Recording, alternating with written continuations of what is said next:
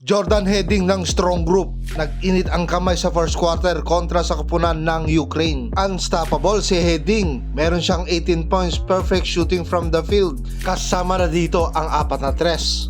Bagamat naghabol ang SGA sa score sa third and fourth quarter kontra sa Ukraine, ay hindi naman ito nagpatinag hanggang sa manalo. Sa tulong nila McCullough, Ravena at Heading, ay naiuwi nila ang tagumpay sa score na 82-74, manalo kontra sa Ukraine. Sa kabuuan ng laro, umiskor si Heading ng 24 points.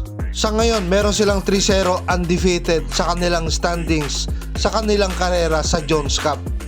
Ito, ISO ni Heading sa top, tumira ng 3. Ayun, ilista mo na yan para kay Heading. Ayan o, tuwang-tuwa yung mga kampi ni Heading dito.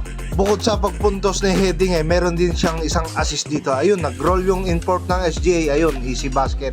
Ito, nakariban pa sila ng bola rito. Pinasa ni Ravena kay Heading. Ayan, nag-circus shot na siya.